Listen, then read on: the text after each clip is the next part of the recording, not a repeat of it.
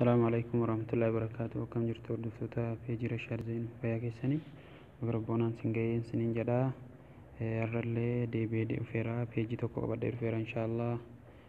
إنس ما إنه التاني واي بيجي كاتا زيني ما لقنيا تتفرع شوفنو إلى الله جتشول زيني ما لقنيا تحالي نتتيني وفرع شوفنو منا ميسجي كيسا قلتي منا ميسجي كيسا وقا قلتي gubbaa kanarratti hoggaamisa jige sagalee jenneen torba duwwaa 5 duwwaa si'a sadii barreessinee as gubbaa as jalatti enter message bakka jedhu irratti stop jettanii barreessitani. Stop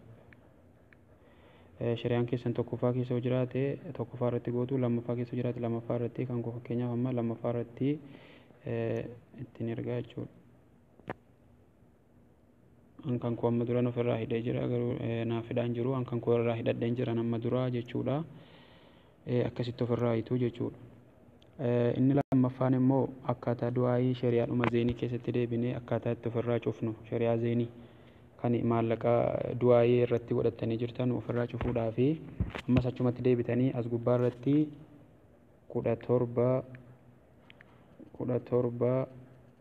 17 malee 17 barreessitanii enter message bakka jedhu irratti immoo u qubee gurguddaadhaan barreessitan n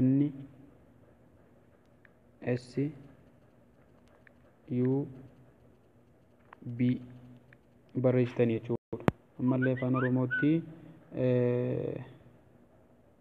qubee u na sa u ba kanaaniyyi ofirraa hiitanii jechuudha. Warri du'aa irratti godhattanii jirtan immoo shari'aa zeeniiti kun kanaanii jechuudha. Inni sadaffaan immoo kan kommanaa hidheeraa jechuudha. Kun ola miseejinaa deebiseera anaaf risaalaa achennaa deebiseera hidheeraa jechuudha. Inni sadaffaan immoo warra zeenii majjaana isinii fuuchuu dideef zeeniin kan riyaala takkaaf nuusaa jira, kan riyaala 7 jira, warra biyya suudii keessa jiru kan riyaala 25 jira baatii takkaaf.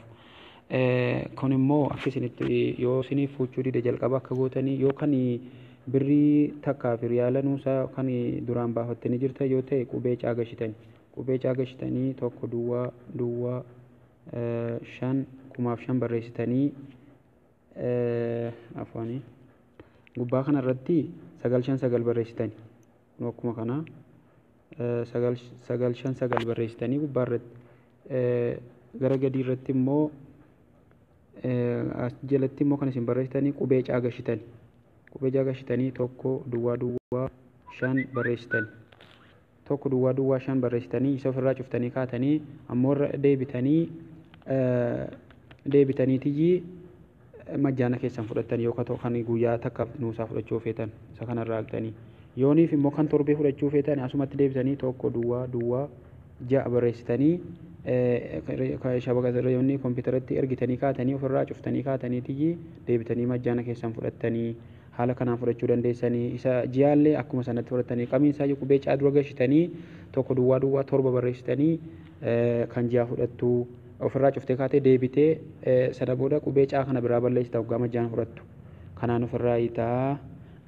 ofirraa hiituun siniin jedha. Inni sadaffaanii kanaan geessifnee jechuudha. Inni arfaffaanii akkaataa raqama zeenii keessanii itti beekuu dandeessan. Zeenii kan namni qabu akkaataa zeenii beekuu itti dandeessanii najima 1 4 maslaalii okee goonaa jechaadha. Zeenii kanaan beekuu dandeessanii kun ola kan kunaa baheera. Zeenii kanaaniyyi beekuu dandeessanii raqama keessan namni jadiida bitattanis yoo ta'e yoo duraan hin beekne haala kanaan beekuu dandeessanii siniin jedha. Hanga peejii biraatii walitti deebinu nagaa rabbii keessanaa jiraadhaa. Buleewwan kiyyaa yuutuubii kiyyaallee laayik sabskiraayib akkanaa gootanii siniin jedha. Assalaamu alaikum warahmatullaahi wabarakaatu.